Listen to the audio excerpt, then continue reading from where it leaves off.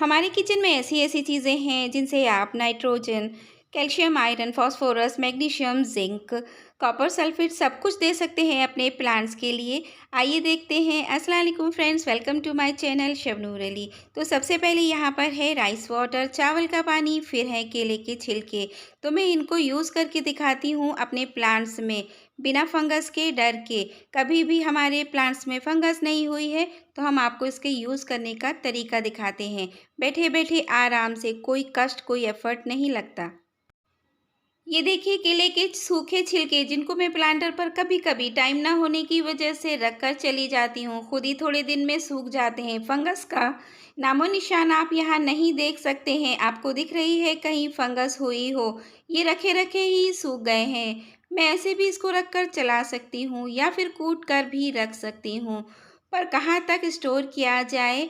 तो daily routine work यही है कि आप इसी तरह से कर लीजिए। प्लांट्स लगाने में कभी भी आपको आलस नहीं आएगा। और आपको बहुत अच्छा सा तरीका दिखाते हैं। इस प्लांटर में जो मटकी में मनी प्लांट लगा हुआ है, हेल्दी है, खूबसूरत पत्ते हैं।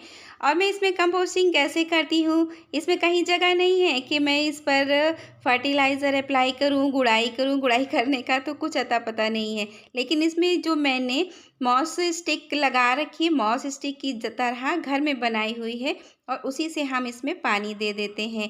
यहाँ हमने जेड प्लांट आपसे शेयर किया था, कटिंग से ग्रो किया था, उसमें मैं ये डाल देती हूँ चावल का पानी। छोटे छोटे जितने प्लांटर हैं आप उसमें चावल का पानी, रोज़ ही चावल सबके यहाँ बनते हैं किचन में, और अब उसको वॉश भी करते हैं। तो बस इकट्ठा करना है और इस तरह से सारे प्लांटर्स में अप्लाई करना है।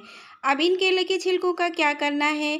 आप केला खाते हैं, छिलका फेंक देते हैं, तो फेंकने का कोई फ़ायदा नहीं है। अपने प्लांट्स में इस तरह से रख दीजिए, या फिर पानी में भिगोकर उसका पानी डाल दीजिए, या फिर जो है इस तरह से मिट्टी को खोदिए। देखिए इसमें जड़ें डेवलप हो रही हैं।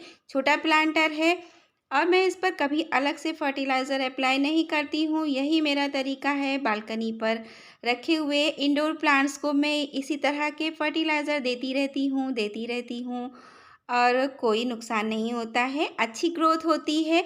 आपको अगर लगे कि इसमें नुकसान हो सकता है तो कमेंट सेक्शन में मुझसे आप रिप्लाई मांग सकते हैं, और मैं इसका अपडेट भी दे सकती हूँ कि ये फंगस इसमें हुई है या नहीं हुई है, इसका आगे क्या कंडीशन हुई है।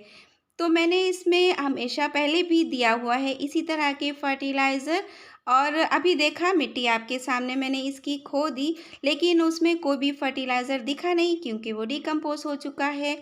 तीसरा फर्टिलाइज़र हम आपको दिखाते हैं, ये प्याज के छिलके। एक प्याज भी अगर आप काटते हैं तो इतने छिलके तो निकल ही आते हैं, और हम तो पानी में ही रख कर काटते हैं, इससे आंसू नहीं आते। और दूसरा, उड़ते नहीं हैं हवा में, इधर उधर बिखरते नहीं हैं। तो मैं पानी में रख कर ही काट लेती हूँ। अब काटने के बाद कभी नहीं फेंकती हूँ, छिलके लाके मल्च के तौर पर मैं किसी भी प्लांटर में रख देती हूँ साइड से। प्याज से खुद ही फंगस नहीं लगती, इसकी स्मेल से कीड़े मकोड़े दूर रहते हैं। तो इस तरह से प्लांटर पर रख दीजिए। पानी आप छोटे से प्लांटर में डाल दीजिए। यहाँ पर लगी हुई बेबी टियर और कोचिया देखिए मैंने इसमें डाल दिया, जबकि मिट्टी इसकी गीली थी। नम हो मिट्टी तभी आपको थोड़ा सा फर्टिलाइज़र देना चाहिए, सूखी मिट्टी में कभी ना दें। और अगर सूखी मिट्टी में देना भी चाहते हैं तो पहले उसे थोड़ा सा गुड़ाई कीजिए, पानी दीजिए। रात में अगर किया है तो सुबह दीजिए, सुबह किया है तो शाम को दीजिए। आप देख सकते हैं क्रिसमस ट्री तक इतना अच्छे से चल रहा है। फोर्थ फर्टिलाइज़र आप पिए चने का पानी। इसको जब भी भिगोएं, इसका पानी भी आप अपने पौधों में अप्लाई करें। इस तरह से छानें, स्टोर करें और अपने प्लांट्स को दें, डायरेक्ट दें, क्योंकि इससे मैं कोई नहीं कहती हूँ कि नुकसान होगा। नुकसान इसलिए नहीं होगा कि मैंने इसको 2-4 दिन रखा नहीं है, इसलिए आप डायरेक्ट दे सकते हैं। ये मैं देने जा रही हूँ मनी प्लांट पर। इसमें अभी थोड़ी सी नम मिट्टी है तो मैं इसी में इसको डाल देती हूँ। पूरा थोड़ा सा था तो मैंने पूरा ही इसमें डाल दिया है। अब चलते हैं अपने फिफ्थ फर्टिलाइज़र की तरफ, वो है एगशेल्स। ये भी आपको अपनी किचन में ही मिल जाते हैं। अगर आप यूज़ नहीं करते हैं तो कोई बात नहीं, कैल्शियम आपको चावल के पानी से भी मिल जाता है। और वरना यूज़ करते हैं तो फिर अपने पौधों को ज़रूर अप्लाई कीजिए। इस तरह कूटकर मिट्टी में भी मिला सकते हैं या प्लांटर के ऊपर रख देते हैं।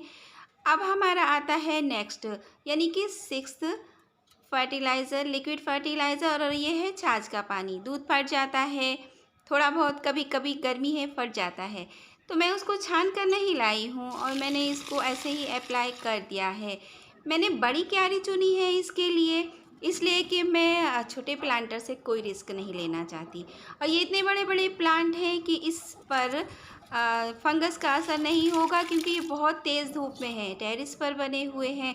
तो मैंने इसको छाना भी नहीं है, थोड़े बहुत पार्टिकल्स हैं वो मिट्टी में अपने आप चींटियाँ खाकर उसको ख़त्म कर देंगी। आप नहीं चाहते हैं कि इस पर चींटियाँ आएँ, तो आप लक्ष्मण रेखा यूज़ कीजिए, जिससे आसपास प्लांटर की चींटियाँ भी नहीं आएंगी। वैसे चींटियाँ कभी नुकसान नहीं करती हैं। ये ऑर्गेनिक तरीका प्लांट्स को ग्रो करने का, हेल्प देने का आपको कैसा लगा फ्रेंड्स? अच्छा लगा हो तो लाइक कीजिए, चैनल को सब्सक्राइब कीजिए, अच्छे अच्छे से वीडियोज़ मिलेंगे। और अल्लाह हाफिज़।